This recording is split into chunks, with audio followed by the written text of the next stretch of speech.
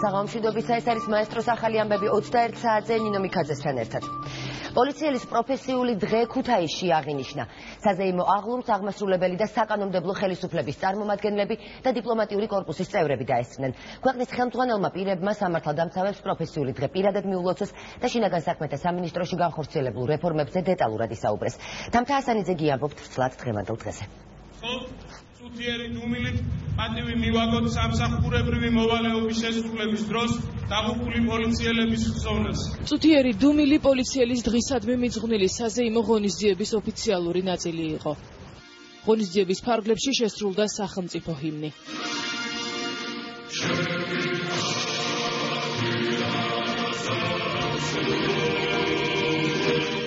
საზეიმო აღლუმს სამსახურებრივი მოვალეობის დროს დაღუპული პოლიციელების ოჯახის წევრებიც ესწრებოდნენ. გარდაცვლილი პოლიციელის ბექა მარგიშვილის გმირობის ისტორია დღეს კიდევ ერთხელ გაიხსენეს. მე მინდა გითხრა, პატარა ვაჟკაცო, რომ ღირსეული მამიშვილი ხარ, გმირი მამიშვილი ხარ და მამა შენ გმირია.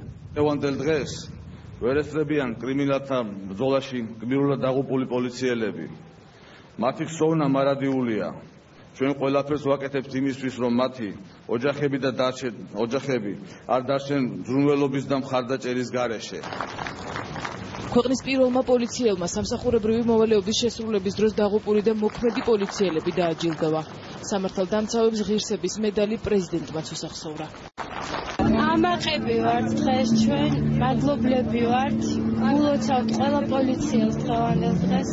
ჩემს ვუწევთ ხნეობას სამსახურებრივ საქმიანობაში, წარმატებას, წესულას. პრეზიდენტის საჯარო მადლობა ეფექტური საქმიანობისთვის ვახტანგ გომელაურს. გიორგი მარგველაშვილმა შინაგან საქმეთა მინისტრის პროფესიონალიზმზე და განხორციელებულ რეფორმებზე ისაუბრა. რთულ ვითარებაში, როდესაც კამპანია იყო აგორებული პოლიციის წინააღმდეგ, ბატონმა გომელაურმა შეძლო და ფაქტიურად თავის ადგილზე დააყენა ყველაფერი. თავისი სიმშვიდით, თავისი პროფესიონალიზმის, თავისი საქმისადმი ძალიან სწორი პოლიტიკური მიდგომით. ოფიციალური ღონისძიების დასრულების შემდეგ ქვეყნის ხელმძღვანელმა პირებმა საგამოფენო სივრცეში გადაინაცვლეს და ქუთაისის ცენტრალურ მოედანზე გამოფენილი სპეციალური ტექნიკა და აღჭურვილობა დაათვალიერეს.